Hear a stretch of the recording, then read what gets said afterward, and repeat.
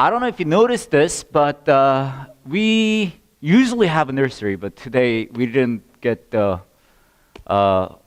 volunteer list signed up yet. But we're gonna resume our nursery coming Sunday, the next Sunday. But we also have a little space behind that wall, and we do video cast this whole service there too. So if you have a little kids and if you want more space, then you can, go over there and enjoy just watching it on screen too. But you can stay here as well. Okay. Let me see. Do we? Okay. I think we're good. Okay, we're starting a new series called The Unusuals. And we're going to talk about how unusual we can be to live as a Christian in this world. And we're going to talk about that from book of Ephesians, New Testament, and chapter 5. So throughout the month of January, this month, we are going to cover whole chapter 5 of Ephesians. So as we go along with the series, you can read a passage with us, and that way we can get deeper learning from the scripture too. Okay, today is the first part of the series, and I want to lead you to our passage, which is Ephesians chapter 5, verse 1 to 7.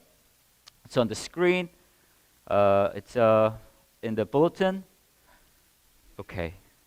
By the way, if you look at today's bulletin, I misspelled unusual. Okay, I put unusuals because I was gone too long and I'm losing my English.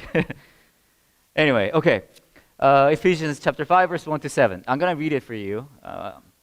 Here we go. Follow God's example, therefore, as dearly loved children, and walk in the way of love, just as Christ loved us and gave himself up for us as a fragrant offering and sacrifice to God.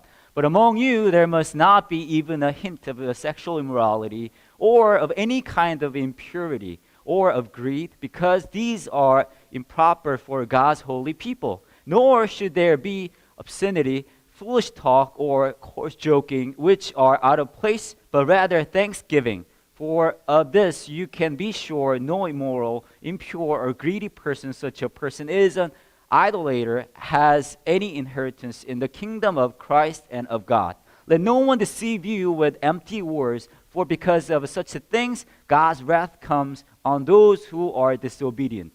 Therefore, do not be partners with them. Ephesians chapter 5, verse 1 to 7. My mom used to own and run a restaurant in the States, and she doesn't own a restaurant anymore, but she used to own like 3 different restaurants, not simultaneously, but one by one. Now she works at this elementary school cafeteria in Seattle area, Washington State. Anyway, so I happen to work at my mom's restaurant very often because I couldn't run away from it. Anyway, so I was there, and whenever I try to get the order from a customer, there were some customers who said something that was not on the menu. Okay, and I know some of you maybe have said this before at any kind of a restaurant, especially in States or any other countries. And there were some customers who said, whenever they're here, I go there, may I help you? What can I get for you? And then they go like this, usual. Okay, what is usual? Right? Usual. What does it mean, usual?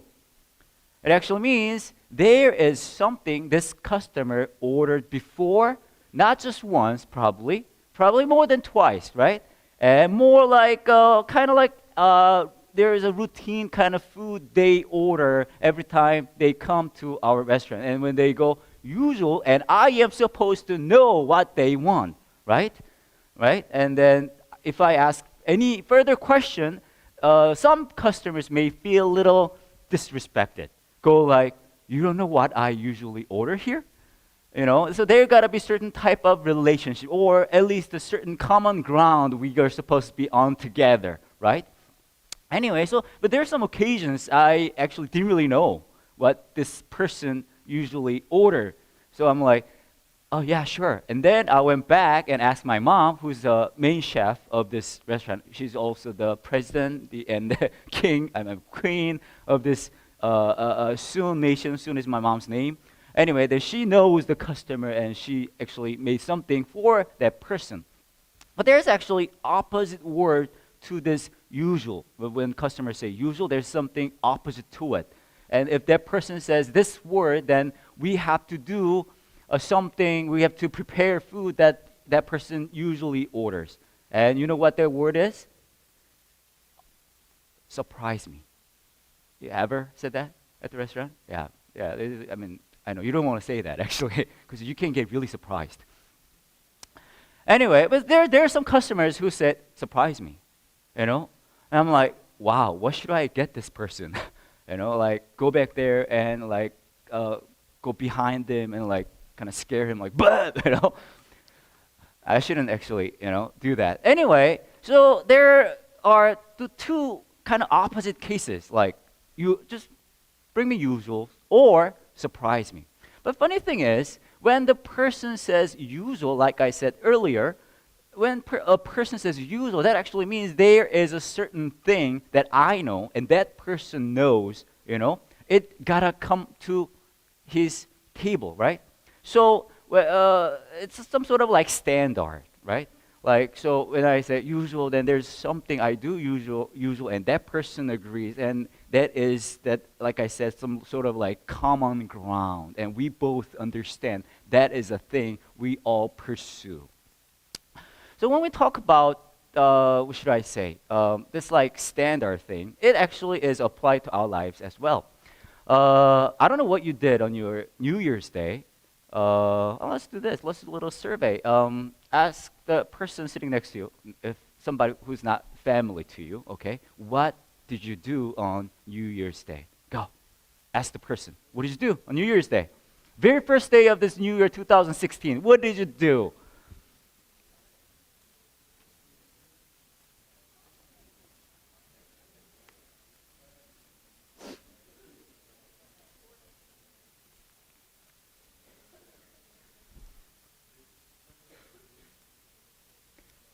Okay, if you heard something that surprised you, anything? No? Going to see a movie, Star Wars? No? Okay. You did your usual, which is, I don't know. Anyway, okay, so there's, some people do some usual things they do on the New Year's Day.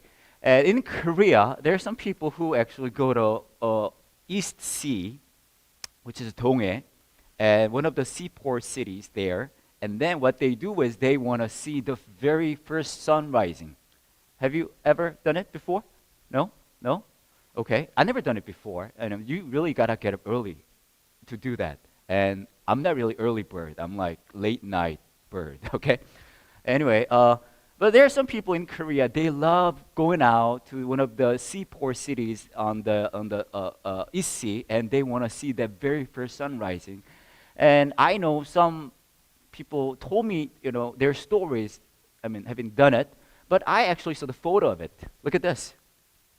Wow, look at that. Isn't that amazing?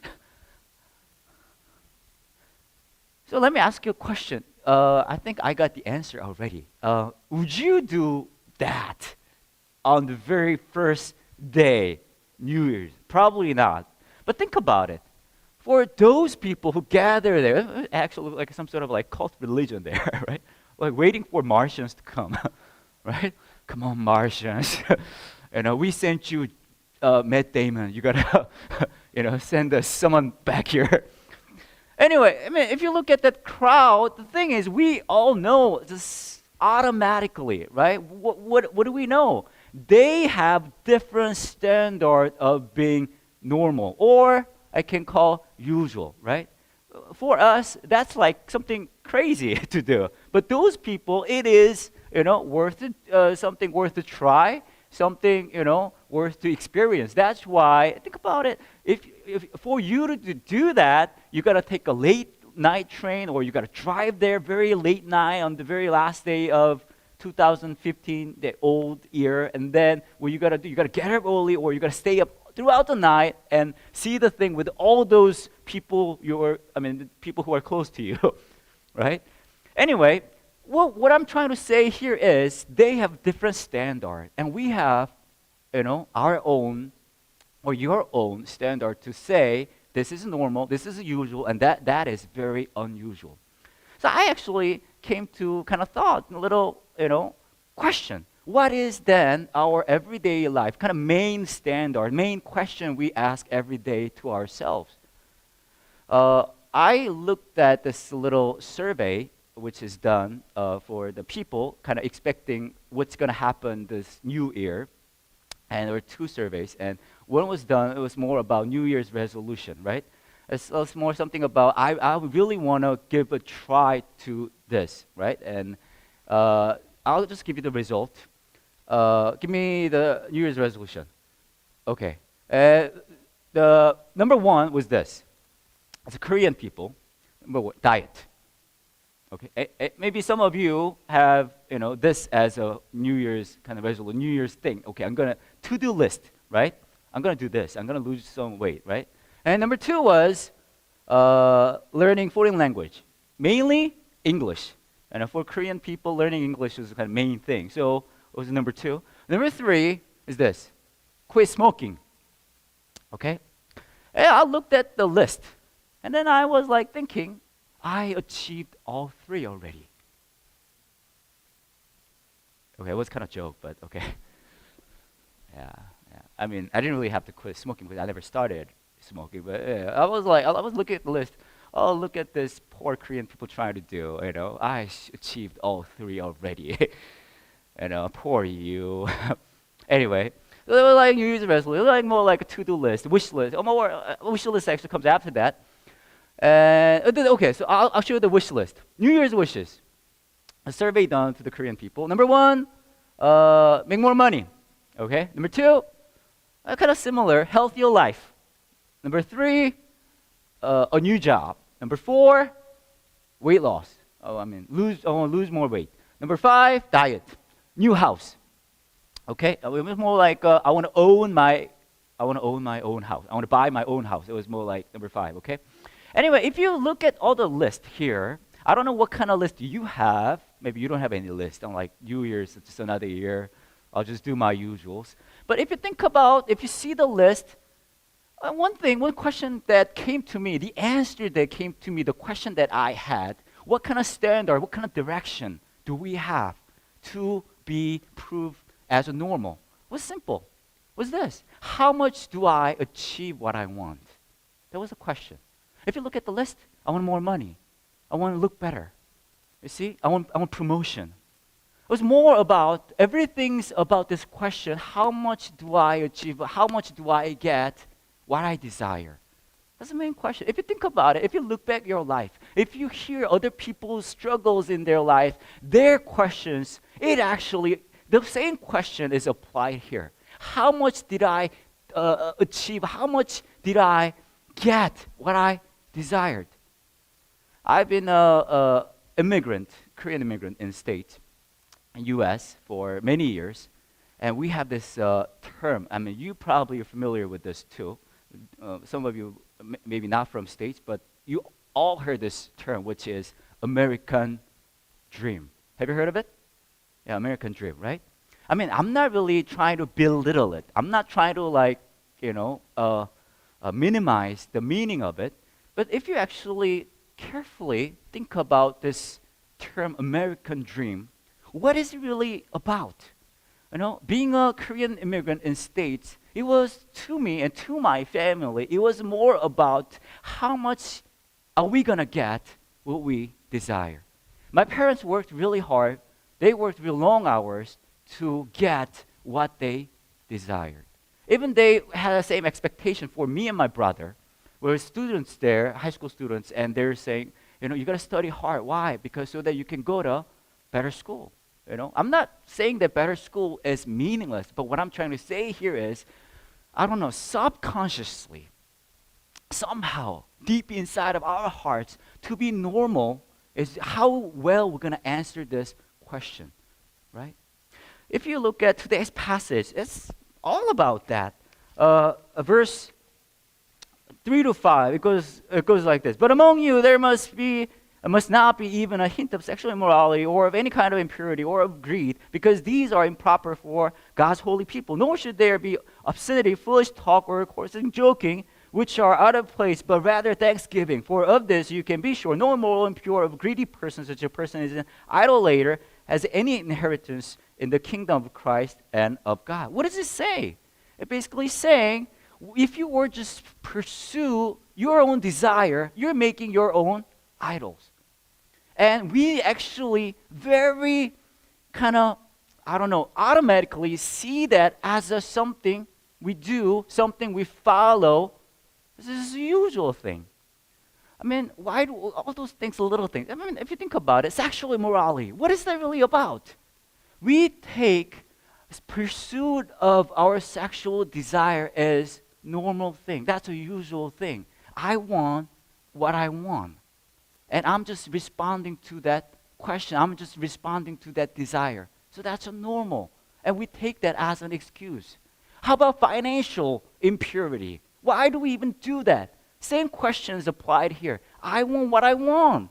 And that's my excuse. And that question itself makes my pursuit usual. That's okay. That's normal. So when we think about this spiritual purity, what should we do about this? Should we go like, oh, look at all the spiritual germs? Do we have to sanitize our hands all the time like what we do in bathroom? I don't know, maybe some of you don't really do that much, but is that how we stay, keep ourselves from all those spiritual impurity out there? Do we have to be always careful, ooh, I gotta be really careful? What is it really about? If you look at today's passage, in the beginning, it actually tells us we have to ask different question. Instead of asking a question, how much do I get what I want? Though we ask that question all the time, today's passage actually encourages us to ask totally different question. It goes like this: follow God's example. In other version, it actually says you got to imitate God. In my version, it says you got to copy and paste God. You got to be God's mini-me. So the question we got to ask is, instead of asking, how much do I get what I want? Instead of asking that question, we got to ask, how much do we imitate God? How much do we do copy and paste God? How much do we follow His example? But if you hear the expression imitating God, it's kind of funny, isn't it? I mean, I don't know about you, but to me, whenever I come up with an expression, it goes like, it reminds me of the movie, I forgot the title of it, but there's a guy, and then he's bald, and he's big, evil guy, and there's his mini, I forgot it's not a really good movie, but it's a funny movie. If you can come up with a title, you can give me that. Yeah, Austin Power, yeah. Anyway, I remember the scene that's a little replica of him, and then this goes like, hey, this is my mini-me, You remember that scene? I don't know, somehow, when I hear this expression, imitating God, it feels like, to me, God is going like, hey, Sonny, you gotta be my mini-me, It's a little awkward. It's a little weird. Why does he even want us to imitate him, be mini God, or, I don't know, be copy and paste, figure for God? So I kind of thought about this imitating theme. And I want to share with you about my dad. My dad and I, we are, he's a pastor too. He's a pastor in this small Korean immigrant church in Washington State. And we are very different though. I'm a pastor and he's a pastor too, but he's more in a suit all the time. And he actually wears a robe whenever he teaches or preaches. And I don't wear robe. And I mean, you noticed that already, probably, right? I wear my robe when I sleep.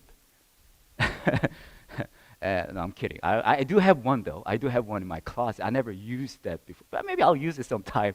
It'll be fun. But a robe is like one of the things that I'm very distant from. But my dad always wears a robe. I'm not saying that robe is bad, but that's like a little difference my dad and I have. And he speaks in tongue too. Whenever he prays, he goes like blah, blah, blah, blah, blah, blah, all that. And I don't speak in tongue. I usually twist my tongue or bite my tongue. Okay, but he speaks in tongue. Okay, and anyway, and he does like all those like healing kind of thing, and I need healing. Okay. Anyway, my dad and I are very different, and sometimes when we talk about churches, sometimes we talk about ministries, and he goes like, oh, Sonny, my son, you gotta wear a robe, you gotta start praying in tongue, all that. I go like, Dad, I really want to, but I can't, Anyway, we do have a little differences. But funny thing is, I mean, I don't know. You probably noticed that too if you have dad, right? Or mom. Okay. I find myself being more like my dad, not just like in a style of ministry or something, but the way I talk, the way I talk, like the way I talk, or like the way I stare at other people. I'm like someday when I was looking at somebody, and I was like doing this, and I noticed that my dad did that all the time. He has his hand like this and cover his mouth like this, and I found myself doing the exactly same thing. And my dad and I kind of look like too. Okay, my family photo. Okay, that's my grandfather. That's my dad. That's me.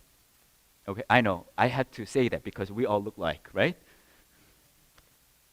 And I remember one of the days, like when we're in States, I know two Western people, Asians, sometimes very look alike. And I had to go to Costco, and I didn't have my membership card. And I asked my dad, "Can you go with me?" And then, if you know Costco, you gotta be that person, right? And you gotta show the little ID. And then my dad goes, "Oh, I don't want to go there. I'm busy." So I said, "Oh, you gotta go. I need something there." And then he goes like, "Then take my ID." And I'm like, they're not gonna believe, that they're gonna see the photo. And then he goes like, "You and I look alike." No way, Dad. And then he goes like, "Yeah, trust me. Go take my ID there." And then when they see the photo, they go like, "Oh, it's you." I'm like, I don't trust you. They go like, "No, I'm not going there. So you either take this card, go there, and pretend you're me, or don't go at all." So I'm like, "Fine, Dad." And I took the ID card and go to Costco. And then the guy there was like, "Oh, can I see your membership card?" So I kind of like, "Okay." And then I'm like this. And then he goes, "Okay, go in." Anyway, so we do share a lot of things. Not just look, but even little things. I find that kind of interesting. I kind of follow him in many ways. And another funny thing is, I shared that with my dad. Dad, you know what? I do all those little things kind of that you do. And then he goes like, "That's really great. I really like it." I'm like, "Why do you even like it?" "I don't know. Son doing my thing, that makes me happy." And it's kind of interesting. I find the same thing with my daughters. They do those little things that I do. And I find it very amusing. It makes me happy. And one thing I learned from this is this. Whenever I do those little things my dad does, he kind of sees that, I don't know, somehow, I love him. And I see the same thing from my daughters as well. Why does God even want us to imitate him? That's simple. Because if you want to imitate somebody, you got to be near that person. You got to be with that person all the time. And why do you even want to be near that certain person? Why do you spend some time with that person? Because that only happens when you are in love with that person. Why does God even want us to be like little mini gods? Why does he even want us to be like copy and paste of God? It's not that like he's Austin, that guy, like mini me. I love to see those little mini me. No. Because he loves us and he wants us to love him as well. And as we are in that love relationship with them, this imitating thing, just will follow. Just will follow. How are we gonna stay pure in our spiritual life, financial life, our relationship with other people? Even like in our, we do have some minors here, but even our like sexual life. How are we gonna do that? If we're gonna, oh no, no, not that, not that, I gotta stay pure. No, no, no, no. It's not that like passive way. There's one way we really gotta go, which is this: love God more, love God more, love God more, and realize how much He loves you first. If you look at verse 2, it says like this: and walk in the way of love, just as Christ loved us and gave Himself up for us as a fragrant offering and sacrifice to God.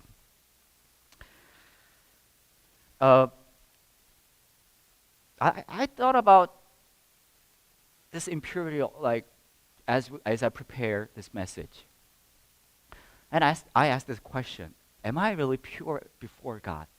Not just like sexually, financially, but spiritually. Am I really pure, before God? And the answer is always no. I'm not really enough. I'm never actually enough. And I ask this question as well: do I really want to be pure then? Because that is actually the question I have to ask. Because if you really want to if you really want to clean before God, one thing for sure is this: you will look very unusual in this world. You're gonna look very weird. You're gonna look very not normal. But still, do I want to pursue that way, pursue that path? But and I came to this conclusion: it's possible only when you realize how much He gave up for all of us, to give us that amazing love, that amazing grace. The cross is the completion and proof that God is showing us that how much He actually is pure in terms of His love for all of us. I realize, here I don't see the differences, but I love orange juice, okay? And in States, I don't know about other countries, but if you go to actually a supermarket to get orange juice, they do actually, the orange juice is actually ask you a question. What is it? Pulp, right? No pulp? Like, what else there? No pulp? A lot pulp? Less pulp, right? And I know all of you have different like tastes on this, and I personally love a lot of pulp because I feel that is more Christ way. Why? Because it's more pure, 100%. It's more like biblical way of drinking orange juice. What is purity? That's simple. You wanna focus. You wanna have this 100%, a lot of pulp kind of thing for God. And what is it? Obviously, that's our love for Him. Why? Because He, first place, He had this high pulp, 100% orange juice grace for all of you. And we can see it on the cross. His love for all of us is flawless. And He's saying, I know it is hard to pursue that purity in our life. He's saying, I know it will look very unusual on the earth, the place you're in right now. But I want you to focus on the love that I showed you. And I want to do the same love for me and other people. Because it's worth it. Because there's a beauty in it. And you seen that on the cross. And I pray, I hope that all of us to respond to that call in our lives. Let's pray.